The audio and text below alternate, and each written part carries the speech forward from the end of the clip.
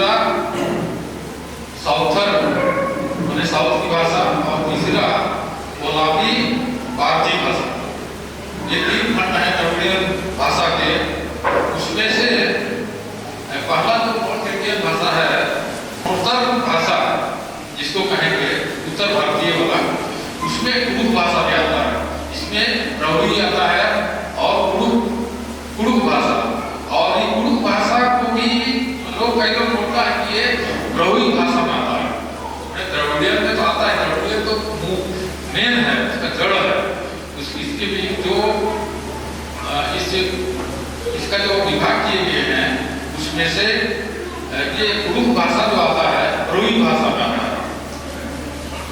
उसके बाद इस द्रविड़ भाषा में कुड़ुख भाषा के भी दो पार्ट हैं। आप देखेंगे कि सिंधु घाटी से जब उराव लोग वहां से पलायन किए तो ये लोग माने दो दल में विभक्त हुए। दो दल में एक दल आया इधर छोटा नागपुर के दल, बहुत लंबा इतिहास है। तो ये रोहतासगढ़, कुछ लोग रोहतासगढ़ में थे, उसमें रोहतासगढ़ से भी पलायन किए और कुछ लोग इधर आ गए छोटा नागपुर साइड। तो ये लोग प्योर कुड़ुख बोलते थे, अभी बोले हम छोड़ रहे हैं, पहले बोलते थे कुड़ुख। और रोहतासगढ़ से जो एक दल गया वो इधर संसार परगना दुर्गा तरफ गया, वहाँ राजस्थान की पहाड़ी को पुलिस वगैरह है वो जानते हैं, है ना? हाँ, पूर्णिया बिहार में भी है। तो ये जो मालटू लोग हैं, ये लोग दुर्गा साइड में गए और उधर बस गए राजस्थान की पहाड़ी साइड, उनको बोलते हैं मालटू। और वहाँ पर एक और पहाड़िया, सौर पहाड़िया बोलते हैं, सौर पहाड़िया और मालटू दो भाषा उधर है दुर्गा साइड। ये लोग भी उराव लोग हैं, ये लोग भी उराव लोग हैं। और हम लोग भी तो छोटा नागपुर साइड में हैं, ये भी है प्योर कुड़ुख, और इसको कुड़ुख भाषा ही कहा जाता है।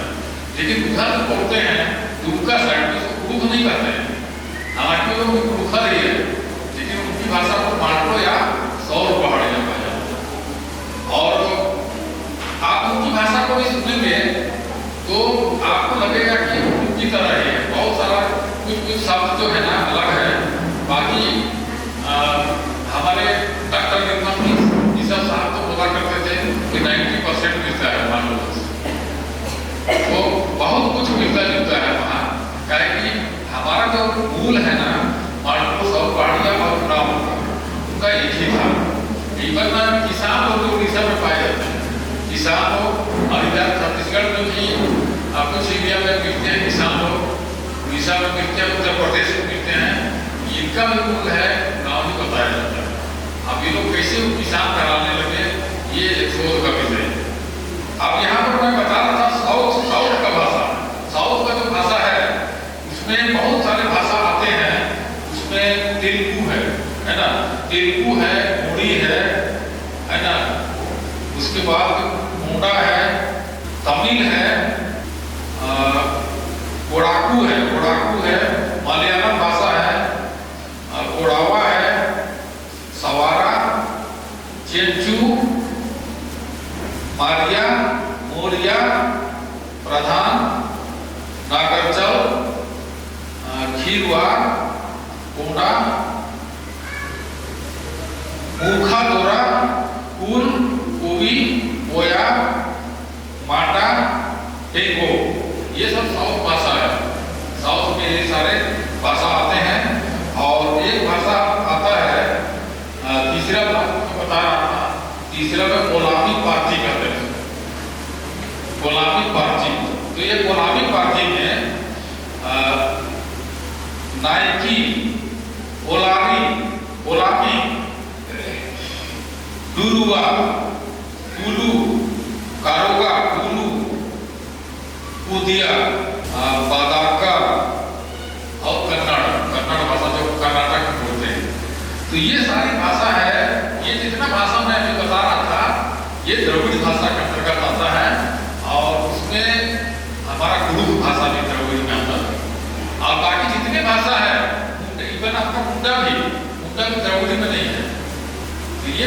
शुद्ध भाषा संथाली और वो खड़िया वगैरह ये बिल्कुल कुड़ुक भाषा से बिल्कुल डिफरेंट है। आदिवासी भाषा जरूर है लेकिन उसका मूल स्रोत जो है अलग है, अलग दिशा से भाषा आया है। लेकिन हमारा भाषा सिंधु और मोहनजोदड़ो से आया है, उधर से। तो बाकी जितनी ये सारी भाषा है, मलयालम को मैं तो बता रहा हूँ, और तमिल भाषा, आंध्र प्रदेश की भाषा आंध्रा, और गोड़ी भाषा, गोड़ी गोड़ लोग जो होता है ना, छत्तीसगढ़ मध्य प्रदेश में गोड़ आदिवासी लोग पाए जाते हैं, वो लोग गोड़ी भाषा बोलता है। तो ये गोड़ी भाषा भी द्रविड़ भाषा है। तो ये सारी बाकी हिंदी, संस्कृत, अंग्रेजी ये सब भाषा नहीं है। और इसलिए ये जितने भाषा बोलने वाले लोग हैं ये लोग कहीं ना कहीं हड़प्पा और मोहनजोदड़ो से जुड़े हुए हैं। और हमारे एक दिन हमारे वंशज से जुड़े हुए होंगे कभी। तो इसीलिए साउथ इंडियन लोग जो है, साउथ इंडियन, उनकी भाषा मलयालम और तमिल और उर्दू बहुत सारा भाषा जो है ना मेल जोल करता है। एक दिन मैं जहाँ पर रहता हूँ वहाँ पर साउथ इंडियन लोग बहुत हैं, मैंने इधर आंध्र प्रदेश के लोग भी हैं, उधर तमिलनाडु तरफ भी है, केरला तरफ भी है। तो एक दिन मैं लिफ्ट में जा रहा था, अकेले जा रहा था, तो मेरे जाने मैं जैसे लिफ्ट में जा रहा हूँ वैसे दो लेडीज लोग आए। हो सकता है एक उनकी सास रही होगी और उनकी बहू रही होगी। तो काफी बुजुर्ग महिला थी। तो ऐसा भाषा बोली मैं बड़ा ताजुब हो गया मैं सुन के, क्या बात बोल रही है, आयो इतना बड़ा है ऐसा, मैंने अपना तमिल में एकदम बिल्कुल कुड़ुक भाषा। मैं कहा नहीं ये बुढ़ावा है क्या, बात पता चला कि साउथ इंडियन है। मैंने बिल्कुल हमारे कुड़ुक भाषा से मिलता है, आयो इतना बड़ा, मैंने इस तरह बुला रहे थे, इस प्रकार से है हमारा कुड़ुक भाषा। तो आप देखेंगे मलयालम भाषा और इधर तमिल भाषा बहुत समृद्ध भाषा, बहुत समृद्ध, बहुत सारे बहुत बड़े बड़े उपन्यास और किताबें बहुत समृद्ध हो चुका है ये भाषा। तो मलयालम और तमिल भाषा, तमिल भाषा का तो आपका एक क्या नाम है कवि का, एक बहुत बड़ा कवि है उसका कन्याकुमारी में उसका स्टेचू बहुत बड़ा मुझे बना और ऐसा कुछ। तो ये सब भाषा जो है ना बहुत समृद्ध हो चुका है। और वहाँ आप साउथ इंडिया में जाएंगे, केरला चाहे तमिलनाडु में, तो आप देखेंगे वहाँ पर हिंदी बिल्कुल बोलते नहीं है, हिंदी नहीं बोलते, अपनी भाषा ही बोलते हैं। या फिर अगर दूसरी जगह से अगर बात करना हो तो अंग्रेजी में बात करना है, अंग्रेजी में बात करो या तो उनकी भाषा में बात करो। मैं एक बार केरला गया था, बहुत दिक्कत हुआ था, क्या कि वहाँ लोग बिल्कुल ही हिंदी नहीं जानते हैं। और पूरा वहाँ जैसे साबुन की दुकान खरीदने जाना है तो आपको मलयालम बोलना पड़ेगा, बहुत या ऑटो रिक्शा भी करना है तो आपको मलयालम बोलना पड़ेगा, या फिर कुछ पढ़े लिखे लोगों से सहायता लेना पड़ेगा, फिर इंग्लिश बोलना पड़ेगा, तब लोग समझते हैं। तो वहाँ पर इतना अपना भाषा के प्रति लगाव है कि वो लोग अपने भाषा के अलावा कोई दूसरा बात करते हैं, हिंदी तो बिल्कुल ही नहीं करते, शादी तो कर जाते हैं, हिंदी भी नहीं करते। लेकिन अभी थोड़ा थोड़ा वहाँ पर हिंदी पढ़ाई होने लगा है। जिस प्रकार से इधर क्लास कोचिंग होता है ना उस तरीके से वहाँ होता है केरला में, तमिलनाडु में, ताकि क्या कि नेशनल लैंग्वेज है ना हिंदी, तो उनको भी कभी कभी जरूरत पड़ता है। तो लोग जो पढ़े लिखे हैं तो कोचिंग जाकर के हिंदी सीखते हैं।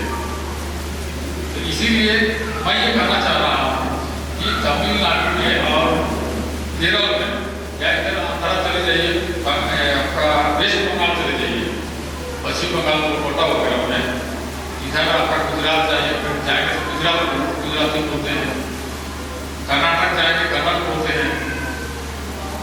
तो ये अपनी भाषा को बहुत ज्यादा महत्व देते हैं। तो हमारा भी द्रविड़ भाषा है, उत्तर द्रविड़ भाषा है। उत्तर द्रविड़ भाषा कहाँ से कहाँ पहुँच गया, बहुत ऊपर पहुँच गया। लेकिन हमारा भाषा मैंने बढ़ने के बजाय और नीचे की ओर जा रहा है। हम इसको बढ़ने के लिए सोच नहीं रहे, सोचेंगे क्या हम खुद ही नहीं बोल रहे, अपने घर पे नहीं बोल रहे। तो कैसे बढ़ेगा ये भाषा? इसीलिए उर्दू भाषा को हम लोग को महत्व देना है, घर में बोलना है, बच्चों से बोलना है, वार्तालाप करना है। अभी हम लोग 2-3 दिन से मैंने घर में काफी हम लोग का ग्रुप माहौल हो चुका है। शुरू जब मैं बात करता था या हम लोग बोलते थे तो बच्चे लोग तब भी बहुत हिंदी चाहते थे, बोलना नहीं चाहते। लेकिन कल से मैं देख रहा हूँ वो लोग बोलना चालू कर दिए। क्वीन होगा बिल्कुल नहीं बोलती थी, उर्दू बहुत बोल रही है।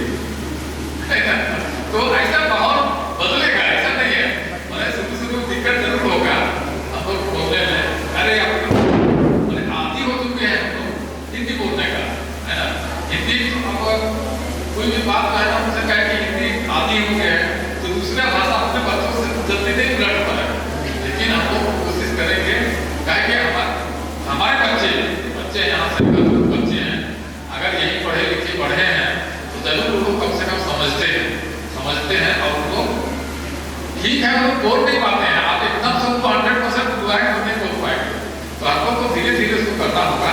जैसे कोई चीज आमुद्रा बोले है ना, आमुद्रा या मोबाइल हेपड़ा कलर है ना, तो अगर वो बच्ची या बच्चा नहीं समझा उसको हिंदी में बोल दो एक बार। अरे हम मैंने ये बोली मैंने पानी लाओ, ऐसा करके हम लोग को मैंने हिंदी में बोल देना, नहीं समझ रहे हैं। अगर वो लोग अगर नहीं भी बोल रहे हैं ना, फिर भी आप लोग तो गार्जियन लोग हैं, माता लोग हैं, पिता लोग हैं, वो लोग उर्दू भाषा नहीं बोलिए, उनको आदेश दीजिए कुछ भी बोलना है ना।